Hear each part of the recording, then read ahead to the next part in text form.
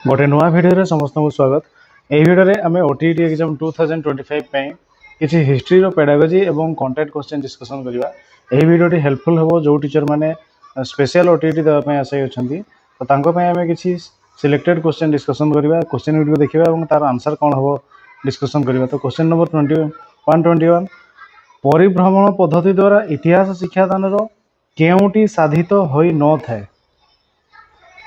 Option रही शिक्षार्थी मानकर आग्रह वृद्धि ना वार्षिक योजना अनुसार समस्त प्रसंगर शिक्षादान समापन ना शिक्षक शिक्षार्थी पारस्परिक सहयोग वृद्धि ना उच्च प्रणाली रे शिक्षादान सुजोग। तेरे प्रश्न थिला परिभ्रमण पद्धति द्वारा इतिहास शिक्षादान केउटी साधित हो न थाए बोली कहिछि। तो परिभ्रमण आम जदि कौन फील्ड विजिट करुचे तेबे शिक्षार्थी मानकर आग्रह वृद्धि हम निहाती हम।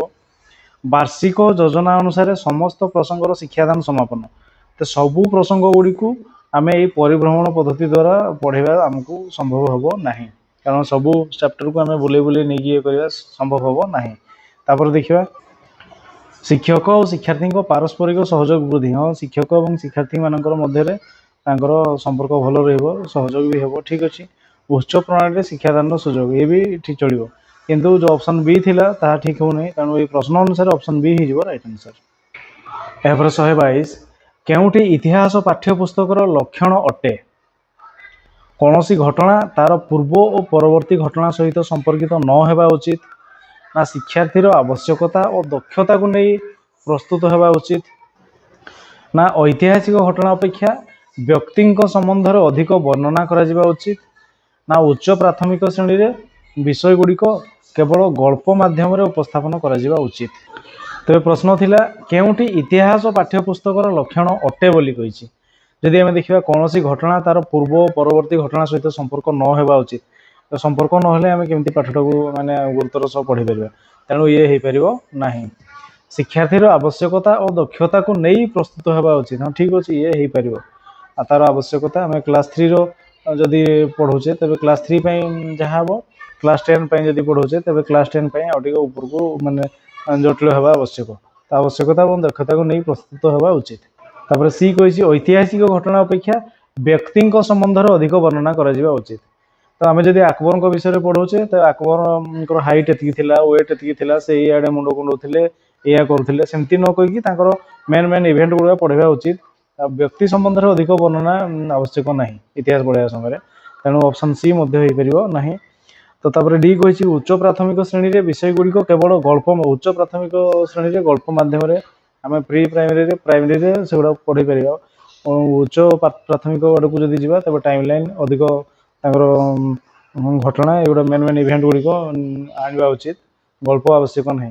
तेणु आम जब देखा प्रश्नटी तेबे केउटी इतिहास पाठ्यपुस्तक लक्षण तेबे ऑप्शन बी ही राइट आंसर। यापर 123 फलप्रद शिक्षादान निमंते केउटी मौलिक आवश्यकता। शिक्षादान साधनी ना मूल्यायन ना पाठ्यपुस्तक ना सहायक पुस्तक। फलप्रद शिक्षादान निमंते आमर कोटा आवश्यकता अधिक रही कोटार आवश्यकता। तो जदि आम देखा शिक्षादान साधनी जिते सब आम रही टूल्स गुड़िक आ मूल्यायन आसेसमेंट पर आसो सहायक पुस्तक शिक्षक सहायक पुस्तक एगुड़ा पर आसो, तो पाठ्यपुस्तक निहाती आम आवश्यक टीचर और स्टूडेंट दी जनक। तेणु ये चार्टे जब देखा तेज ऑप्शन सी पाठ्यपुस्तक अधिक आवश्यक, तेणु ऑप्शन सी हो राइट आंसर। यापर 124 बहु विकल्प प्रश्न केउ प्रकार अटे। निर्वाचनमूलक ना समापनमूलक ना संपर्क निर्णायक ना मेड़क। तेरे बहु विकल्प प्रश्न क्यों प्रकार अटे। तेरे यार आंसर जदि देखा बहु विकल्प माने मल्टीपुल यही प्रश्नटा ही गोटे बहु विकल्प तार 4टा विकल्प देती। ये 4टा विकल्प आमको गोटे बाछापी पड़ो, तेणु से कौन हम ना बाछापी पड़ो माने आम निर्वाचन करने पड़ो। निर्वाचन करवा ये गोटे यही प्रश्नटी हूँ गोटे बहु विकल्प प्रश्न।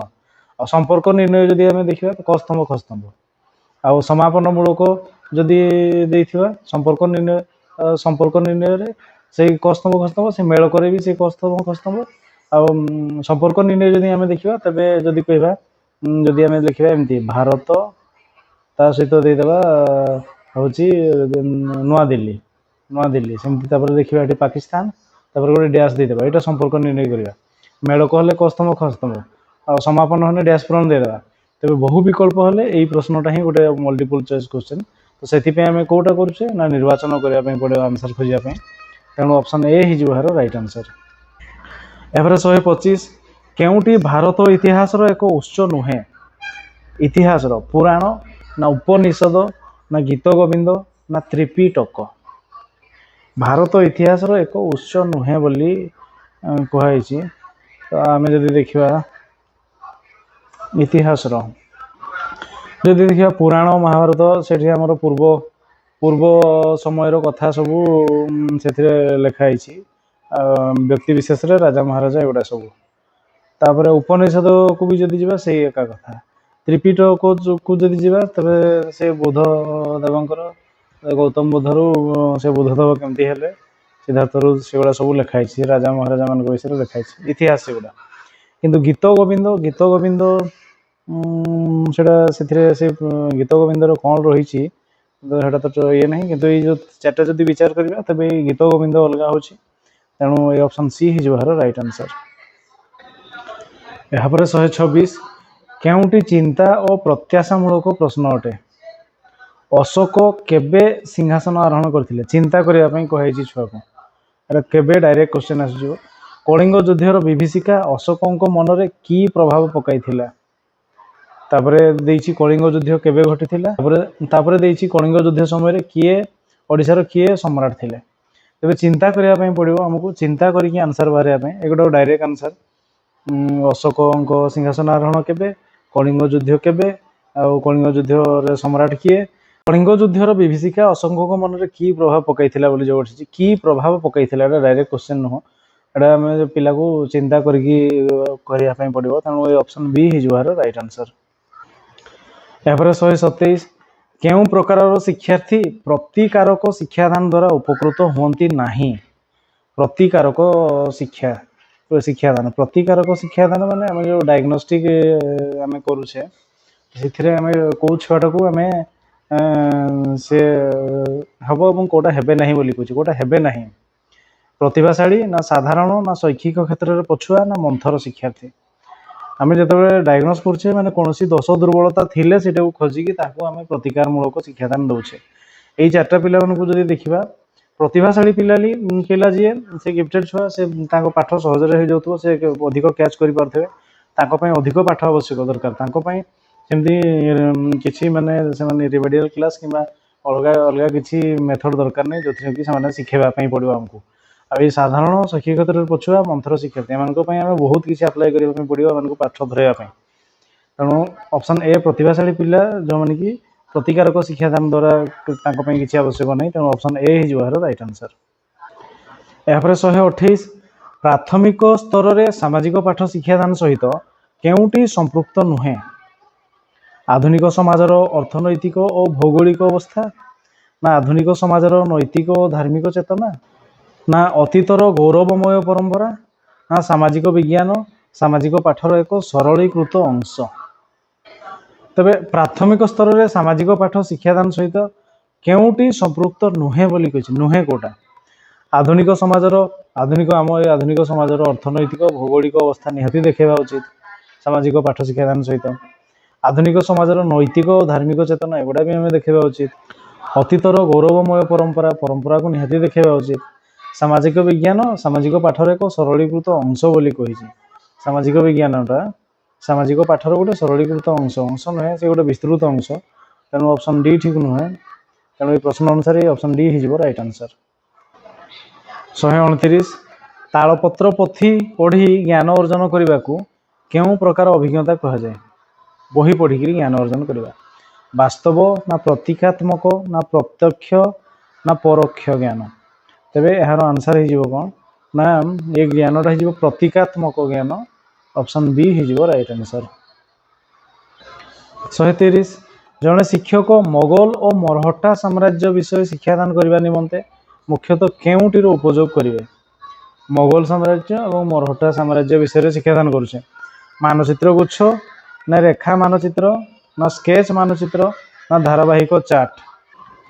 ତେବେ ମୋଗଲ ଓ ମରହଟା ସାମ୍ରାଜ୍ୟ ବିଷୟରେ ଶିକ୍ଷାଦାନ ନିମନ୍ତେ ଆମକୁ କୋଉଟା ନା ମୋଗଲ ସାମ୍ରାଜ୍ୟ ପାଇଁ ଆମେ ମେଞ୍ଚେ ମାନଚିତ୍ର ତା ସହିତ ରାଜା ମହାରାଜା ମାନଙ୍କର ଚିତ୍ର ଆଉ ମରହଟା ମାନଙ୍କର ପାଇଁ ବି ଆମେ ମାନଚିତ୍ର ଦରକାର ହବ।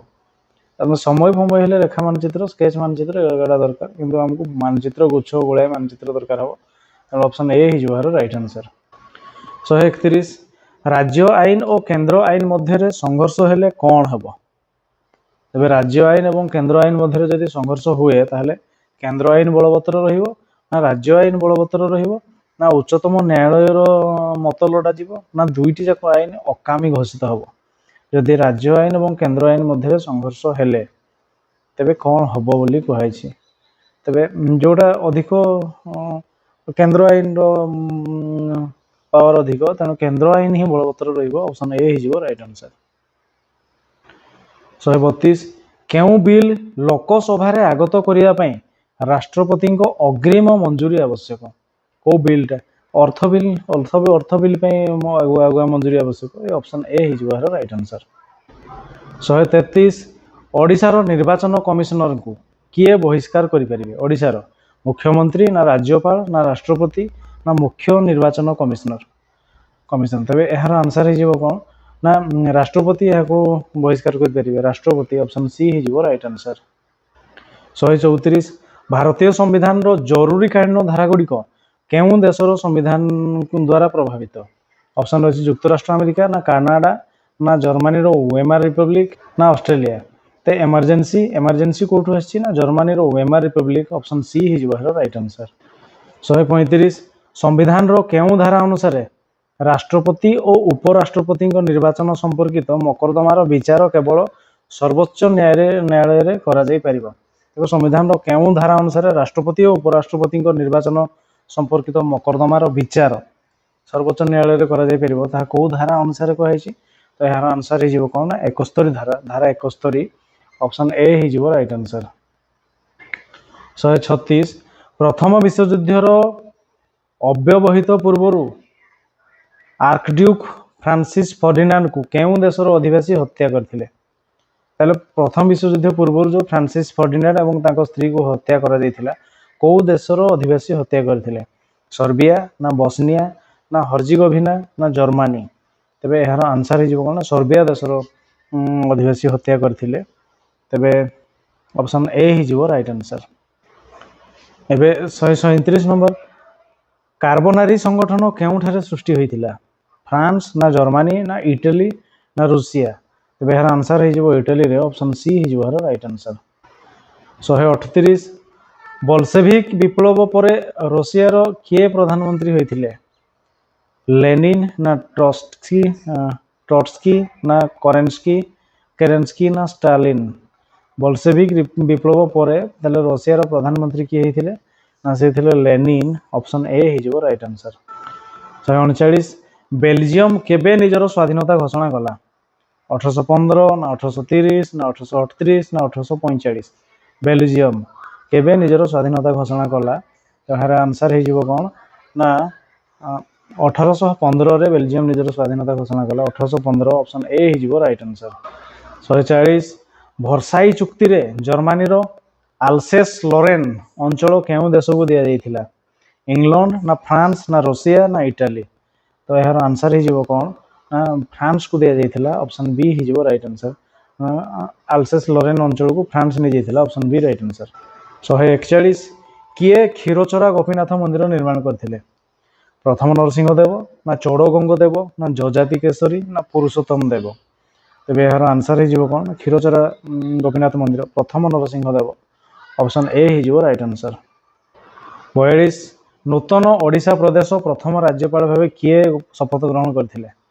ତାହେଲେ ନୂତନ ଓଡ଼ିଶା ପ୍ରଦେଶର ପ୍ରଥମ ରାଜ୍ୟପାଳ କିଏ ଥିଲେ? ତାହେଲେ ତ ଏହାର ଦେଇଛି କୃଷ୍ଣଚନ୍ଦ୍ର ଗଜପତି ନା ସାର୍ ଜନ୍ ଅଷ୍ଟିନ୍ ହବାକ୍ ନା ଭୀମସେନ ସାଚାର ନା ସାର୍ କେଟେନ୍ ଟେରେଲା?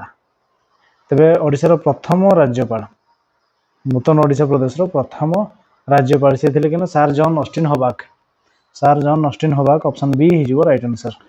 143 କିଏ ଭାରତରେ ସ୍ଥାନୀୟ ସ୍ୱାୟତ୍ତ ଶାସନ ବ୍ୟବସ୍ଥା ଆରମ୍ଭ କରିଥିଲେ? ସ୍ଥାନୀୟ ସ୍ୱାୟତ୍ତ ପଞ୍ଚାୟତ ସିଷ୍ଟମଟା लॉर्ड डेलहाउसी ना लॉर्ड रिपन ना लॉर्ड मैकले ना विलियम बेंटिंग। तेरे यार आंसर हो कौन ना लॉर्ड रिपन। लॉर्ड रिपन जे कि स्थानीय स्वायत्त शासन व्यवस्था आरंभ करते भारत में। लॉर्ड रिपन ऑप्शन बी हो right answer. 144 spirit of the laws पुस्तक किए रचना करथिले? मॉन्टेस्क्यू ना वोल्टेयर ना रूसो ना Karl Marx. Spirit of the laws तेरे जे पुस्तक लिखिथिबा व्यक्ति होचंती किए ना मॉन्टेस्क्यू। ऑप्शन ए हो राइट आंसर। 145 जाओ तुम प्रभु को कह जे आंभे माने लोक मानकर इच्छा अनुसार एठारे अछु एवं बायोनेट मून व्यतीत आंभे माने जीवु नहीं। यह किए कहिथिले? रॉबेस्पियर ना नेपोलियन ना मिराबो ना नेकर। तेरे ये कथाटी कही व्यक्ति होचंती किए ना मिराबो। ऑप्शन सी हो राइट आंसर। 146 1921 अगस्ट 3 तारिख दिन ओडिशा रे केउठारे विदेशी वस्त्र पड़ा जाइथिला? कटक ना पुरी ना भद्रक ना बालेश्वर। 1921 अगस्ट 3 तारिख दिन 1921 अगस्ट 3 तारिख रे पुरी ठारे विदेशी वस्त्र पोड़ी दिया हितला। Option B right answer. 147 Lucknow ठारे साइमन कमिशन विरोधी शोभायात्राकारी मध्यरु किए पुलिस रो लाठी माडर शिकार होते? लखनऊ रे लाला लाजपत राय महात्मा गांधी ना गोविंद बल्लभ पंत ना विपिन चंद्र पाल। तेरे से व्यक्ति जनक किए ना लखनऊ ठारे सी गोविंद बल्लभ पंत लाठी माडर शिकार होते। Option C right answer. 148 Ahmedabad शहर किए निर्माण करथिले? मोहम्मद शाह तुगलक ना फिरोज शाह तुगलक ना अहमद शाह ना इब्राहिम लोदी। अहमदाबाद शहर निर्माण करथिबा व्यक्ति होचंती किए ना सी होची Ahmad Shah. Option C right answer. एपर 149 बुंदल दरवाजा केउ दुर्गर प्रवेश द्वार अटे? फतेहपुर सिक्री दुर्ग ना आग्रा दुर्ग ना लाल किला ना दिल्ली रो पुराना किला। बुंदल दरवाजा होची किए ना फतेहपुर सिक्री रो दुर्ग रो द्वार देश फतेहपुर सिक्री। ऑप्शन ए हो राइट आंसर। 150 चंदका जंगल रे थिबा कासियागढ़ किए निर्माण करथिले? चढ़गंगदेव ना अनंग भीमदेव ना नरसिंहदेव ना जजाति केशरी। तेरे कासियागढ़ चंदका जंगल थिबा कासियागढ़ निर्माण करथिबा व्यक्ति होचंती चढ़गंगदेव। ऑप्शन ए हो राइट आंसर।